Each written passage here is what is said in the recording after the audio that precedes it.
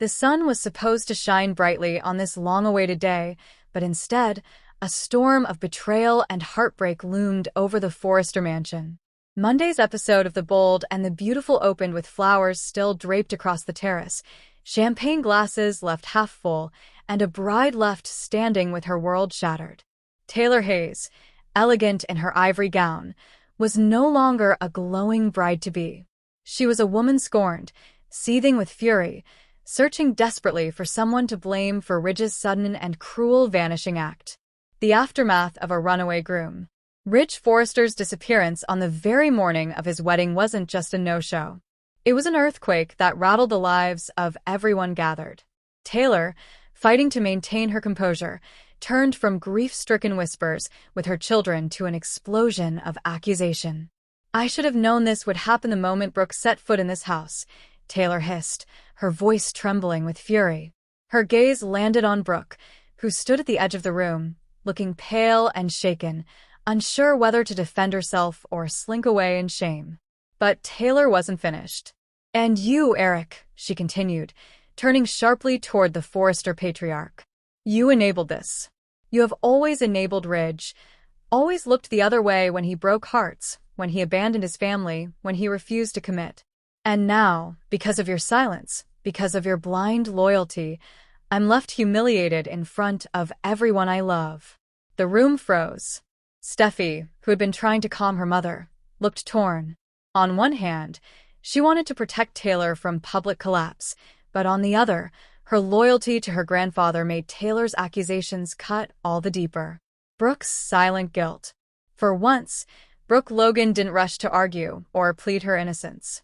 She looked down, her eyes brimming with tears.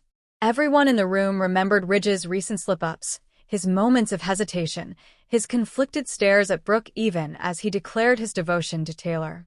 It was as though Ridge had been torn in two, unable to commit fully to either woman. "Taylor, I never wanted this," Brooke said finally, her voice soft, almost inaudible. "I wanted you to be happy. I wanted Ridge to make a choice, and he did. He chose you. I thought he chose you." Taylor let out a bitter laugh, the sound cold and hollow. "You expect me to believe that? You've spent decades circling Ridge, dragging him back into your arms whenever he tried to break free. You've never been able to let him go. Not truly. And now, on the most important day of my life, he's vanished. And you expect me to think that's a coincidence." Brooke had no answer, and the silence that followed was more damning than any confession. Eric under fire. Eric, usually the steady voice of reason, found himself in an unfamiliar position, the accused. His eyes filled with regret as he looked at Taylor, then at Brooke, and finally at the Forrester family gathered in stunned silence. "I wanted peace," Eric admitted, his tone heavy with sorrow. "I thought if I didn't push Ridge, if I didn't question his doubts, he would finally follow through with what his heart wanted. I didn't want to interfere. But maybe that was my mistake. Maybe I should have forced him to face the truth sooner." Taylor's glare didn't soften. "You should have protected me," she spat. "You should have protected our family. Instead, you stood by while your son destroyed me all over again." The weight of her words cut deep. For Eric, it wasn't just about Taylor.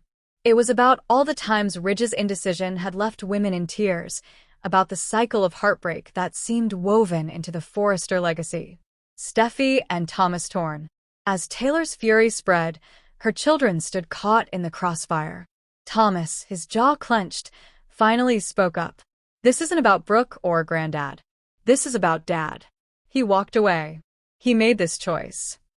His voice was harsh, but his eyes softened as he turned to his mother. "Mom, I hate seeing you hurt like this, but blaming everyone else won't change the fact that Dad couldn't commit." Steffi, however, wasn't ready to let Brooke off the hook. "Thomas is right about Dad, but let's not act like Brooke's innocent here. She always finds a way to worm her way back into his heart. She's been the shadow at every one of your happiest moments, Mom." Taylor's hands trembled as she reached for Steffi's arm, finding strength in her daughter's support. "Exactly," she whispered. "Brooke is always the shadow. Always the reason." The mystery of Ridge's whereabouts. While Taylor's rage took center stage, the biggest question loomed over everyone. Where was Ridge? Had he fled town? Was he with Brooke even now? Or was there another reason for his sudden vanishing act? Carter, who had been tasked with overseeing the ceremony, tried to bring calm to the room. We don't know what happened yet, he reminded everyone. There could be an explanation. An explanation? Taylor cut him off sharply. There's only one explanation. Ridge couldn't go through with marrying me because Brooke is still in his heart. And if that's the case, I don't ever want to see his face again. Her words hung in the air, a vow forged out of pain, and everyone in the room wondered whether she truly meant it, or if Ridge would once again find a way back into her life. Brooke and Taylor's collision course. As the episode built to its climax, Brooke finally found her voice. No longer silent, no longer passive, she stepped forward, her blue eyes blazing. Taylor, you're right about one thing. Ridge has always been torn between us. But don't put this on me. I didn't drag him away from you today. He made his own decision. If you want to be angry at him, not me, not Eric. Taylor's response was swift, sharp, and dripping with venom. You can try to wash your hands of this, Brooke, but I'll never forget whose shadow I was standing in when Ridge abandoned me. And I will never forgive you. The confrontation ended with the two women staring each other down, the wreckage of another failed wedding between them, and the Forrester family fractured yet again. Closing scene. As the camera panned across the shattered scene, the abandoned altar, the wilted flowers, and the silent guests, one thing was clear.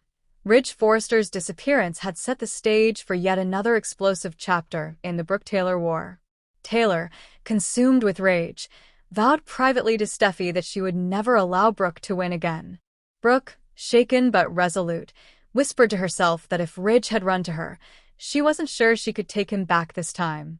And somewhere, off-screen, Ridge was facing his own demons, deciding whether his future lay with the woman he left at the altar or the woman he could never let go.